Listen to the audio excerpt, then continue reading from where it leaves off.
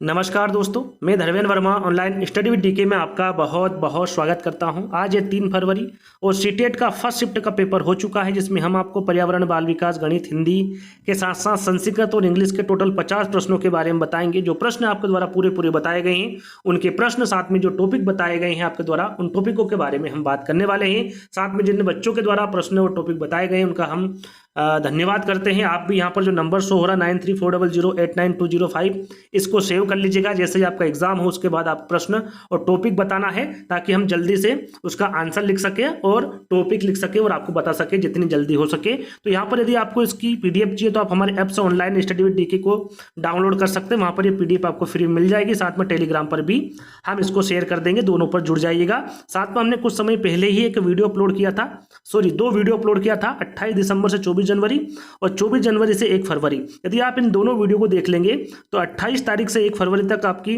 जो एग्जामें हुई है उसमें पर्यावरण और बाल विकास में जो प्रश्न पूछे गए हैं 190 प्रश्न आपको देखने को मिलेंगे। अभी जो हाल ही में जो एग्जाम हो रही है उसमें रिपीटेड प्रश्न काफी पूछे जा रहे हैं, तो इन दोनों वीडियो को देख लीजिएगा, काफी आपको हेल्प मिलने वाली है। साथ में हमारे ऐप्स को डाउनलोड कर लीजिएगा। यहाँ पर आप फ्री पीडीएफ में जाएंगे तो देखिए यहाँ पर जितना भी एनालिसिस अभी तक हमने किया है सारी पीडीएफ यहाँ पर इंक्लूड किए हैं, वो भी यहाँ पर आपको सारी मिल जाएगी। रेटिंग जरूर दे दीजिएगा। साथ में यदि आप 49 रुपये खर्च करना चाहते हैं तो यहाँ पर देखिए रामबाण पीडीएफ सीटेट ईवीएस की यहाँ पर रामबाण पीडीएफ है 49 की। इसमें आपको थ्योरी मिलेगी, है ना, जो भी चित्र के माध्यम से आपको समझाया गया है। साथ में 500 प्रश्न मिलेंगे जो कि 2011 से लगाकर 2021-22 तक जो आपके ऑनलाइन एग्जाम हुई है सारे प्रश्न यहाँ पर इंक्लूड किए गए हैं।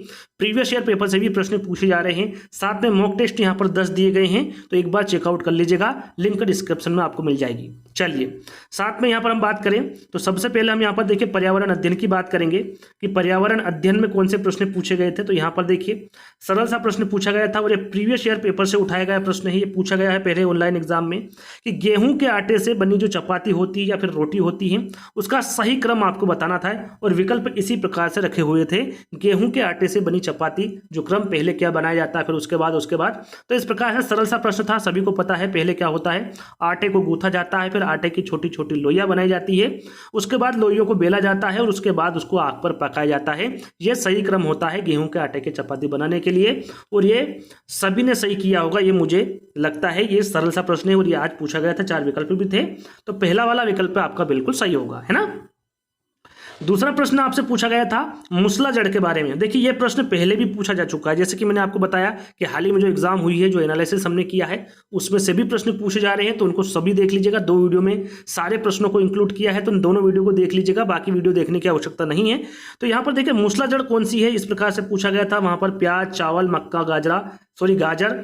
यहाँ पर देखिए 4 विकल्प मेरे अनुसार रखे हैं, लेकिन गाजर विकल्प में था। उत्तर मुझे बच्चों के द्वारा बताया गया कि सर गाजर वहां पर सही आंसर होगा, क्योंकि मूसला जड़ के अंतर्गत गाजर आता है, और गाजर आपका बिल्कुल करेक्ट आंसर था। यहाँ पर पहला, दूसरा और तीसरा जो विकल्प है ये मेरे अनुसार रखे गए हैं, तो यहाँ पर गाजर आपका बिल्कुल करेक्ट आंसर होगा। मूसला जड़ में और कौन कौन से क्या क्या आती है, तो आपका गाजर आता है, चुकंदर और आम, ये तीनों ही क्या है, मूसला जड़ होती है। यदि आगे आने वाले एग्जाम में उसमें रेशेदार जड़ के बारे में पूछे तो आपका प्याज होगा, चावल होगा और मक्का होगा। जो 3 विकल्प रखे गए हैं वो प्याज, चावल, मक्का है, और तीनों के तीनों क्या है, ये रेशेदार जड़ है, जिनके बारे में भी आपको पता होना चाहिए, है ना। और तीसरा प्रश्न पूछा गया था कि हवा के द्वारा कौन से बीजों का फैलाव होता है। देखिए इस प्रकार का प्रश्न पूछा गया था, हवा के द्वारा कौन से बीजों का फैलाव होता है, इसके बारे में पूछा गया था। यहाँ पर मुझे सही आंसर बताया गया है बच्चों के द्वारा, 4 विकल्प नहीं बताए गए। 4 विकल्प मेरे अनुसार रखा है मैंने, आम, सूरजमुखी, नारियल या फिर इनमें से कोई नहीं। तो देखिए जो हवा के द्वारा जो बीज होते हैं फैलाव किसका होता है, तो सूरजमुखी का होता है। किसका होता है, सूरजमुखी का। बच्चों के द्वारा बताया गया कि सूरजमुखी सर विकल्प में था, तो करेक्ट आंसर आपका सूरजमुखी होगा। यहाँ पर देखिए सूरजमुखी के साथ साथ जो सहजन होता है ये भी हवा के द्वारा जो फैलाव होता है बीज, वो आपका सहजन भी होगा। तो सूरजमुखी और सहजन दोनों ही आपके सही होंगे, है ना। आगे यदि सहजन दे दे तो वो भी आपको सही होगा। अगला प्रश्न पूछा गया था कि निम्न में से कौन सा जीव सांप, कछुआ और मगरमच्छ और गिरगिट से संबंधित है। यहाँ पर देखिए आपको पहले ये देखना होगा कि सांप, कछुआ, मगरमच्छ, गिरगिट होते क्या है, तो याद होगा आपको इनके बारे में। ये सभी क्या है, सरीसृप है। क्या है ये, सरीसृप है ना। सांप, कछुआ, मगरमच्छ और गिरगिट। तो सरीसृप कौन सा यहाँ पर जानवर होगा, क्या चमगादड़ है, मेंढक है, छिपकली या फिर मछली है, कौन सा जीव है, तो सही आंसर क्या होगा आपका छिपकली। याद रखिएगा, जो सरीसृप है उसके अंतर्गत आपका सांप आएगा, कछुआ आएगा, मगरमच्छ आएगा, गिरगिट आएगा, साथ में छिपकली, ये भी सरीसृप के अंतर्गत आएगी। तो छिपकली यहां पर आपका बिल्कुल करेक्ट आंसर होगा। चलिए देखिए, यहां पर बीजों से कौन सा पौधा उगता है? बीजों के द्वारा कई प्रकार के पौधे उगते हैं। यहाँ पर 3-4 प्रकार रखे हैं। वहाँ पर जो विकल्प दिया हुआ था वहाँ पर गेहूं और चावल, गेहूं और चावल 2 विकल्प थे। यहाँ पर बताया गया बच्चों के द्वारा कि सर 3-3 यहाँ पर गेहूं और चावल एक ही विकल्प में दिए थे। यहाँ पर 3-3 पौधे के नाम दिया था, तो तीसरा कौन था इसके बारे में मुझे जानकारी नहीं है। मेरे अनुसार यहाँ पर टमाटर, खीरा और आम रखा है। ये 4-5 पौधे के बारे में मैंने यहाँ पर आपको जानकारी दी है, जो कि बीज के द्वारा उनके उगाए जाते हैं। और भी पौधे हैं, लेकिन जो इंपोर्टेंट हैं वो 4-5 है जो कि पूछे जाते हैं ना।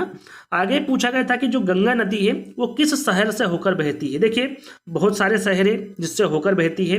जो बच्चों के द्वारा बताए गए, उनके द्वारा बताया गया था कि सर एक विकल्प में 3 शहर दिए हुए थे। कितने?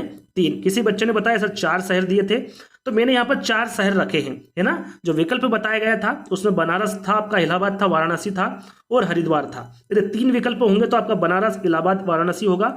4 विकल्प होंगे तो हरिद्वार भी उसमें इंक्लूड होगा, और ये आपका बिल्कुल करेक्ट आंसर होगा। चलिए, जैसा कि कल नीरज चोपड़ा से संबंधित प्रश्न पूछा गया था कि नीरज चोपड़ा जिस राज्य में रहते हैं वहां का लोकप्रिय व्यंजन कौन सा है। आज यहां पर पीवी सिंधु के बारे में पूछा गया कि जो पीवी सिंधु जिस राज्य में रहती है वहां का लोकप्रिय व्यंजन के बारे में पूछा गया था। अब देखिए, मुझे चारों विकल्प नहीं मिले हैं। यहाँ पर सबसे पहले आपको पता होना चाहिए जो पीवी सिंधु है ये कहाँ के रहने वाली है। तो ये जो रहने वाली है वो आंध्र प्रदेश, हैदराबाद की रहने वाली है। कहाँ की? हैदराबाद, आंध्र प्रदेश की रहने वाली है पीवी सिंधु। तो अब आपको यहाँ पर बताना है कि जो आंध्र प्रदेश है वहाँ पर किस प्रकार के जो व्यंजन है वो लोकप्रिय है। तो मैंने मेरे अनुसार यहाँ पर 4-5 व्यंजन रखे, जैसे कि अचार हुआ, चावल हुआ, अरहर की दाल हुई, बिरयानी और कुंदरू। ये सभी क्या है? आंध्र प्रदेश के लोकप्रिय व्यंजन है। अब विकल्प में क्या था इसके बारे में मुझे जानकारी नहीं है। यदि पीवी सिंधु के जन्म की बात करें तो उनका जन्म हुआ था आपका 5 जुलाई 1995 को, और ये भारतीय बैडमिंटन खिलाड़ी जिसके बारे में आपको पता होगा। और ये कहाँ के रहने वाली है? हैदराबाद, आंध्र प्रदेश की, है ना। इसके बारे में अभी मैंने आपको बताया। तो आंध्र प्रदेश के बारे में पूछा गया था कि आंध्र प्रदेश के जो भोजन, मुख्य भोजन है, उनके बारे में आज पूछा गया था। देखिए, मधुबनी से प्रश्न आया था कि जो मधुबनी है, मधुबनी चित्रकला है, उसमें किन रंगों का प्रयोग होता है, इस प्रकार से प्रश्न पूछा गया था। अब विकल्प के बारे में मुझे जानकारी नहीं है, लेकिन विकल्प में मुझे जहां तक लगता है वहां पर विकल्प में होगा प्राकृतिक रंगों का, है ना। यहाँ पर चावल का घोल यदि दिया हो, यदि वहां पर रंगों के बारे में पूछा गया हो कि किन किन चीज़ों का उपयोग होता है, तो वहां पर चावल का घोल होगा, हल्दी, नील, गोबर का घोल, इन सभी का प्रयोग होता है मधुबनी चित्रकला में। लेकिन मुझे जहां तक लगता है वो विकल्प में होगा प्राकृतिक रंगों का प्रयोग, है ना। तो प्राकृतिक रंग यहाँ पर नहीं दिया हो तो आपका ये विकल्प दे सकते हैं, चावल का घोल, हल्दी, नील, गोबर का घोल, है ना। तो दोनों मैंने यहाँ पर रखे हैं। यदि आज आपका पेपर हो तो कमेंट्स के माध्यम से जरूर बताएगा।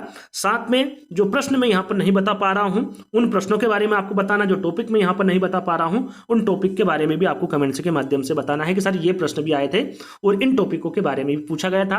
और सभी से मैं निवेदन करूंगा कि एक बार कमेंट्स को जरूर चेक कर लें, ताकि जो बच्चे प्रश्न या फिर टॉपिक बताएंगे तो उनको भी देख लीजिएगा। साथ में आपको पता होना चाहिए कि मधुबनी चित्रकला कहाँ की है, तो ये बिहार की है। वर्ली चित्रकला महाराष्ट्र की है। तंजौर चित्रकला तमिलनाडु की है। और जो कलमकारी चित्रकला है वो आंध्र प्रदेश की है। कल एक बच्चे के द्वारा कमेंट से किया गया था कि सर जो गोबर का घोल होता है वो आपकी वर्ली चित्रकला में होता है। देखिए, वहां पर भी होता है और मधुबनी चित्रकला में भी होता है गोबर का घोल, तो यहाँ पर कंफ्यूज नहीं होना है ना।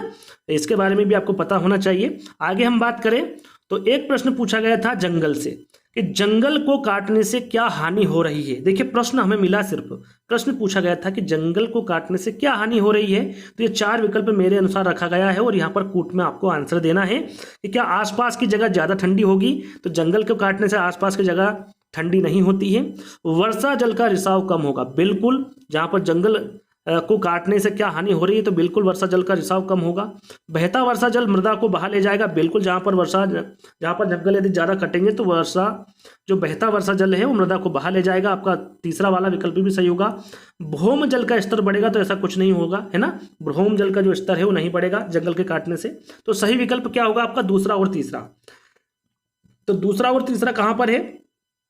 4th वाले विकल्प में। और 4th वाला विकल्प होगा जो आपका बिल्कुल सही होगा। और साथ में आपको पता होना चाहिए इससे मृदा अपरदन होगी, वनों को काटने से, वनों की कटाई से तापमान में वृद्धि होगी, साथ में वर्षा की मात्रा भी कम होगी। यदि ये विकल्प में होगा तो ये भी आपके बिल्कुल सही विकल्प होंगे। चलिए अगला प्रश्न, निम्नलिखित में से कौन सी मूसला जड़ है? देखिए ये गलती से टाइप हो गया है ना, ये मैं आपको बता चुका हूँ थोड़ी देर पहले ही। राइट आंसर आपका क्या होगा? यहाँ पर गाजर है ना, गाजर मूसला जड़ है। इसके साथ साथ चुकंदर, आम और गाजर ये तीनों ही मूसला जड़ के अंतर्गत आती है। अब यहाँ पर देखिए टॉपिक की हम बात करें तो ब्लड रिलेशन से प्रश्न पूछा गया था। प्रश्न कौन सा था इसकी जानकारी मुझे नहीं है। एनसीएफ 2005 और एनईपी 2020 से प्रश्न पूछा गया था। आपका एक विकार से प्रश्न पूछा गया था, डिसलेक्सिया से। अब किस प्रकार का प्रश्न था इसकी जानकारी मुझे नहीं है, यदि आपको पता है तो कमेंट्स के माध्यम से जरूर बताइएगा, है ना। बाल विकास की हम बात करें तो बाल विकास में जिनपियाजे से संबंधित प्रश्न पूछे गए थे, आपके वाइगोत्स्की से पूछे गए थे, कोहलबर्ग से पूछे गए थे। आज ब्लूम से संबंधित भी देखने को मिला है ना, ब्लूम से संबंधित प्रश्न पूछा गया था। कथन और कारक, कल 3 प्रश्न पूछे गए थे, आज 2 प्रश्न पूछे गए कथन और कारक से। अधिगम से एक प्रश्न पूछा गया था आपका, वृद्धि और विकास से पूछा गया था। आगे हम बात करें तो कल भी प्रोग्रेसिव एजुकेशन से पूछा गया था, आज भी पूछा गया है। प्रगतिशील शिक्षा से कल भी पूछा गया था, आज भी पूछा गया है। एनसीएफ 2005 और एनईपी 2020 आज सभी सब्जेक्ट में इन दोनों से काफ़ी प्रश्न पूछे गए हैं, ऐसा बच्चों के द्वारा बताया गया है, तो मैंने सभी में लिखा हुआ है।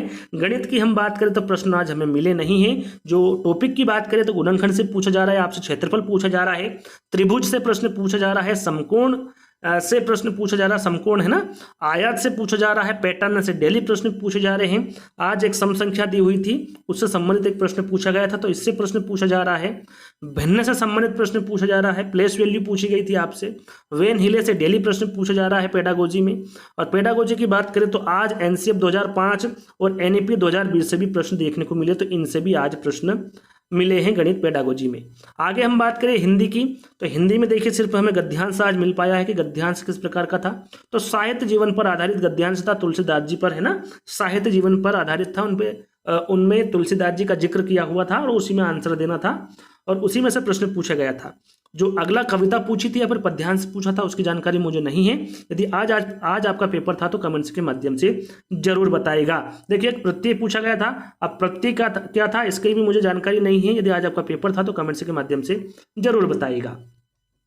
साथ में पेडागोजी की हम बात करें तो अधिगम अर्जन से पूछा गया था, बहुभाषिकता से संबंधित प्रश्न पूछा गया था, आकलन से संबंधित प्रश्न पूछा गया था, वाइगोत्स्की से पूछा गया था प्रश्न, है ना।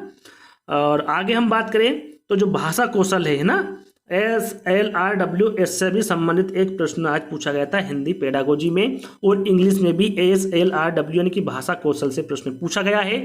इंग्लिश की हम बात करें तो पैसेज मुझे नहीं मिल पाया है कि किस प्रकार का पैसेज पूछा गया था, लेकिन पैसेज में आपकी वर्ब पूछी गई थी, प्रोनाउन पूछा गया था, साथ में LSRW जो भाषा कौशल होते 4 प्रकार के उनके बारे में पूछा गया था। साथ में आज इंग्लिश पेडागोजी में एनसीएफ 2005 और एनईपी 2020 से भी प्रश्न देखने को मिले हैं। तो टोटल 50 प्रश्नों की हमने बात की थी और टोटल 50 प्रश्न यहीं पर समाप्त होते हैं। तो आज का वीडियो आपको कैसा लगा आपको कमेंट्स के माध्यम से बताना है। अच्छा लगे तो आपको लाइक करना है, शेयर करना है, चैनल को सब्सक्राइब कर लेना है। तो जल्द ही दोस्तों एक नए वीडियो के साथ मिलेंगे, जब तक के लिए धन्यवाद।